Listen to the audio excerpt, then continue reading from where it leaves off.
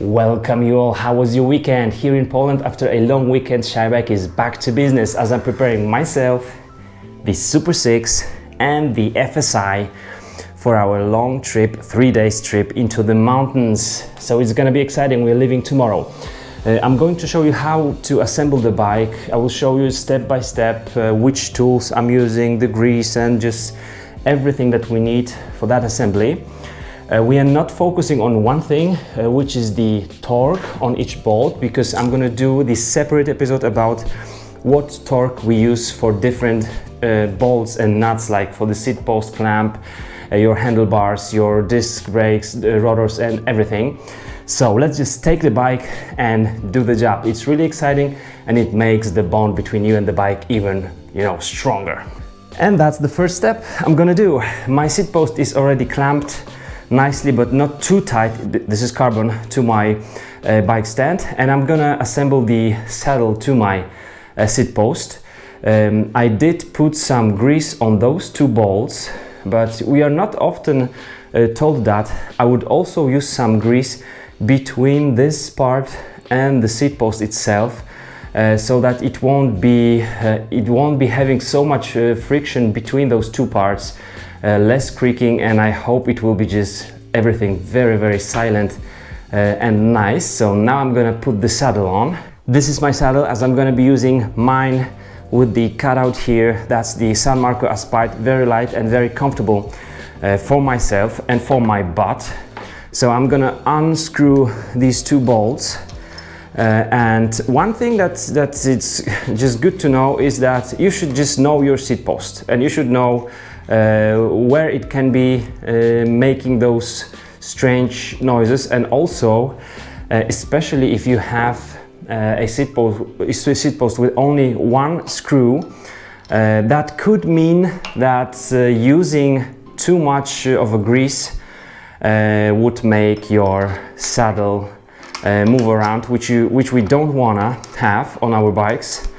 Here I have two bolts. Those are very nicely done and will help me to adjust the angle of my saddle. So I'm just using a lot of grease here, not worrying that the saddle would just move around and will not be fixed in the position I want to have. And of course, when we're assembling the bike, I'm not putting too much just force on the bolts, because we're gonna adjust the saddle when the bike is completely assembled. Time for the step number 2, and that's assembling the frame to my seat post. Now, this is carbon frame, carbon seat post. Sometimes we use special paste that will give us more friction between the seat post and the frame, so that we don't have to use too much torque on the carbon frame and carbon seat post on the seat post clamp. And the seat post won't be sliding down. This bike was assembled when it came to me from Cannondale. There was no paste here, so I'm just gonna try to start with no paste, and if I use the right torque and the seat post would still slide down a little bit, that means we need to use the paste. I'm just trying to get the saddle straight, but not really perfect. This is just fine. All right, I'm not going to assemble the fork and the wheels just yet, so that I will have more space moving around the bike. It would be a good idea to start with the cables, at least cables and the rear derailleur, of course, and then the crankset. And the first one I'm gonna do is my crankset. That's the Hologram SI, Cannondale's crankset. I love it. It is really lovely one. In order to do that, we really need to either remember or just use the instructions, so that we will use those spacers and the washers in the right direction. Drive side, I have a spacer and the bearing shield. So the spacer, quite a thick one, is there, and the bearing shield is on the spacer as well. I'm gonna put some grease on my bearings. The grease not only minimizes the friction, but also minimizes the risk of the water coming into our bearings. Non-drive side, we have bearing, wave washer and the shim, and then the spacer. So this is the bearing, how is it called? That's the bearing shield, that's the first one. The second one will be my wave washer, so that's the second one. And then comes the shim and the spacer.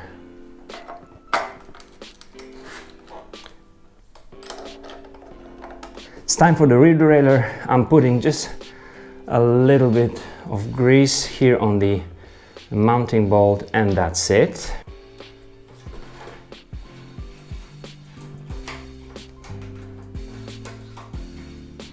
It's time for the housings and the cable guides.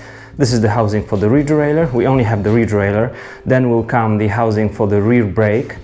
We have the guide for the cables on the bottom bracket shell down here on the bottom already installed, but we need another one, this one, to be installed here. I'm going to do that right now.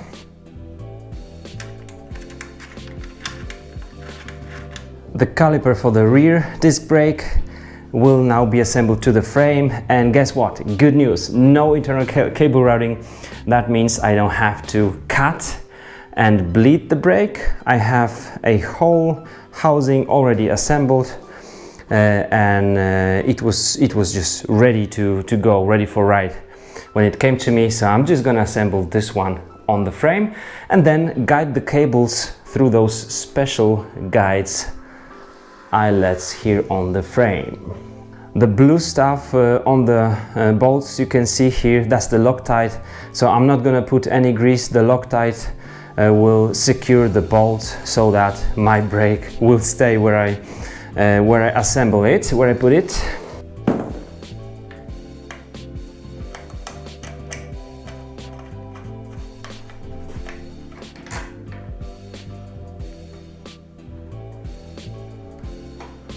And I'm not tightening those two bolts just yet, because I'm gonna have to adjust my caliper when the wheel with the disc rotor is in. So we leave it just loosen. Now the other end of my cable goes just under the cable guides I've assembled here in the front. I'm gonna just loosen the bolt and let the cable go just under it. In addition to that, so that's the first one, we have two eyelets on the housing. One will be assembled to this bolt and the other one to this bolt, so everything is very nicely done. And here we have 1, 2, 3 eyelets that we use the zip ties for. A little bit of grease on this one, and the first eyelet will be now assembled. Cool.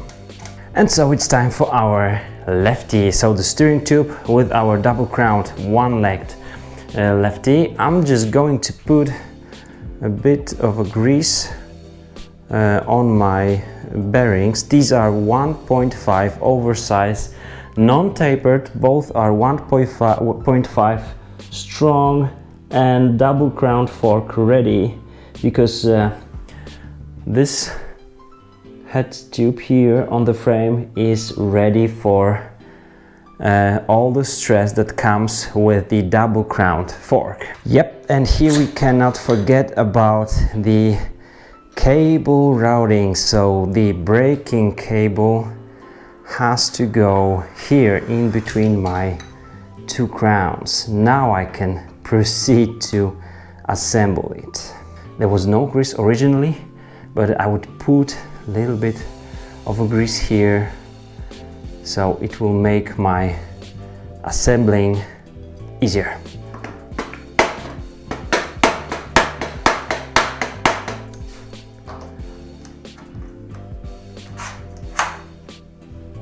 And the Lefty sits nicely on its place. These are the crowns of the Lefty.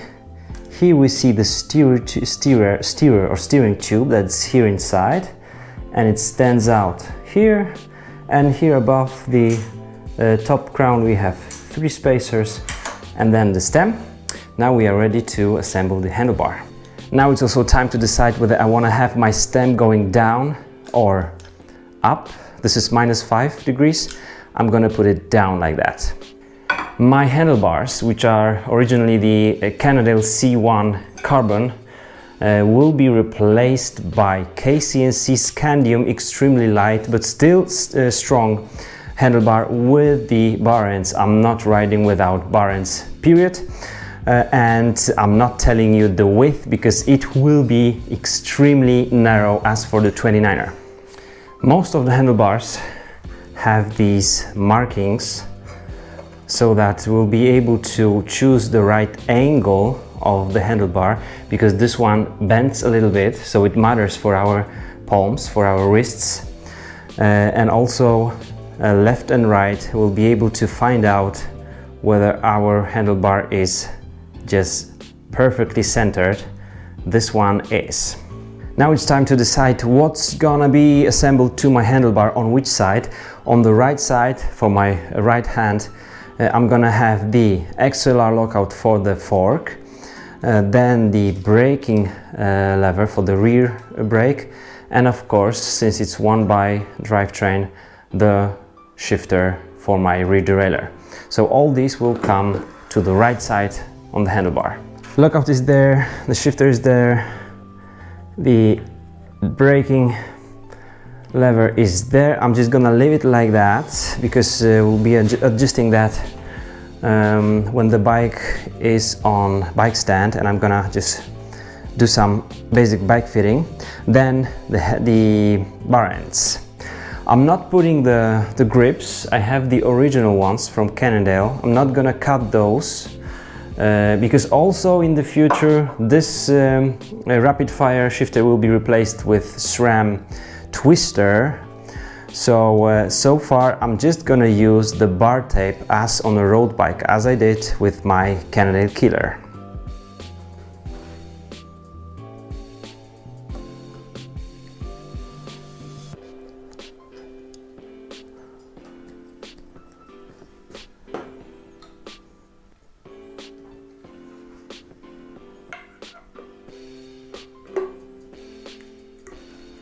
The front brake, the adapter for the Lefty, for the caliper, and then 2 bolts for assembly.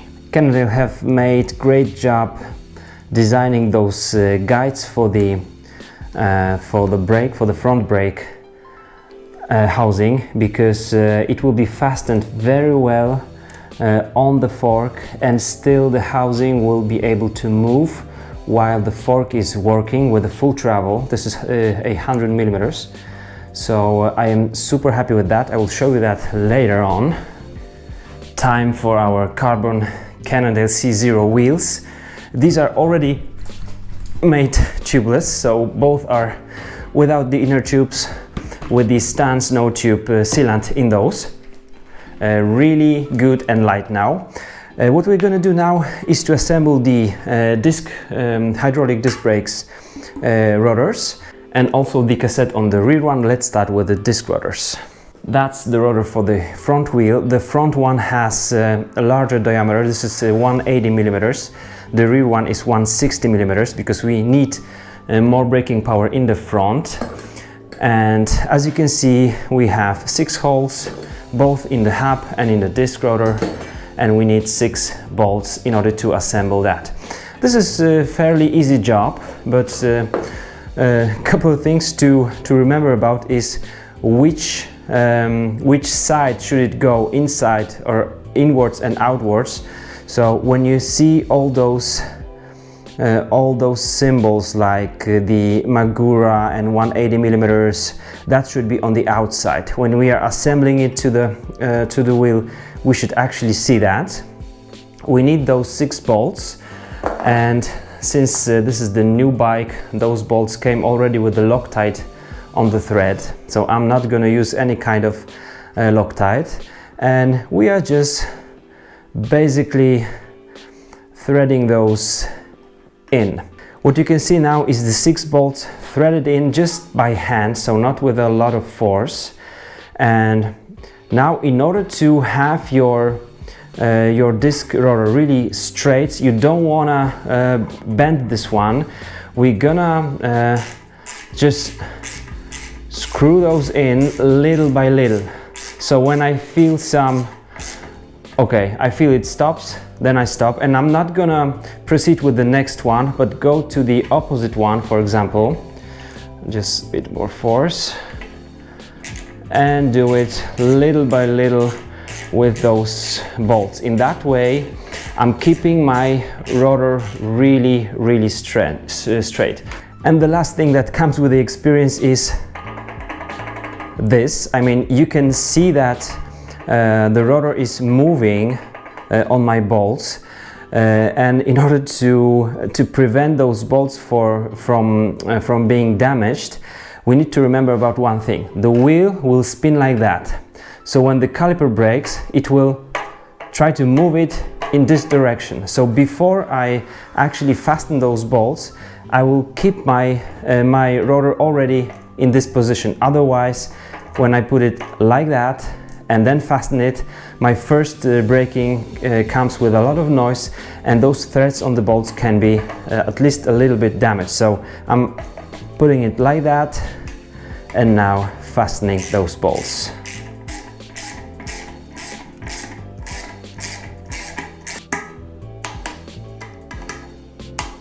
The free hub has different grooves here, just as those grooves matching on the cassette.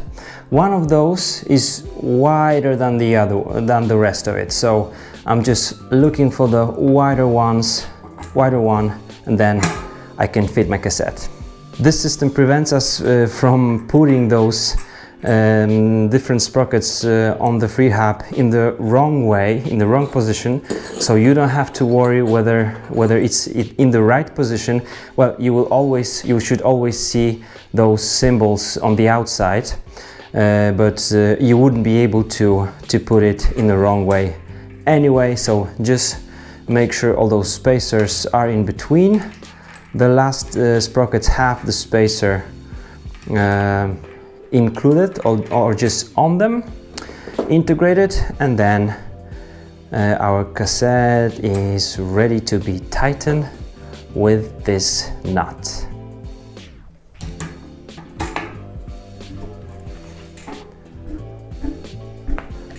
Now I can fit my wheel to the frame and adjust the position on the caliper.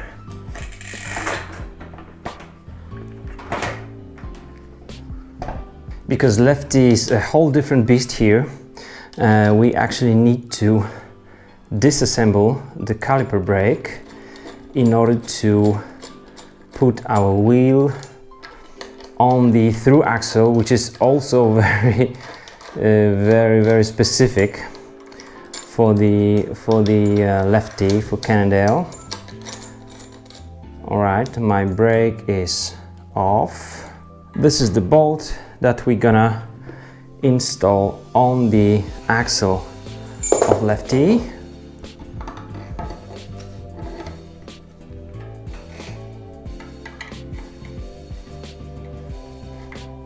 And now it's time for the rear derailleur cable. So this is the shifting cable.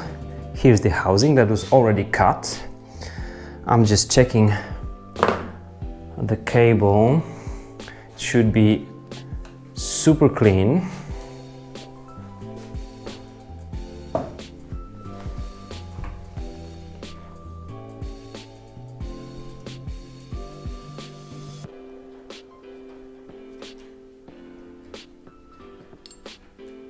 And now the chain.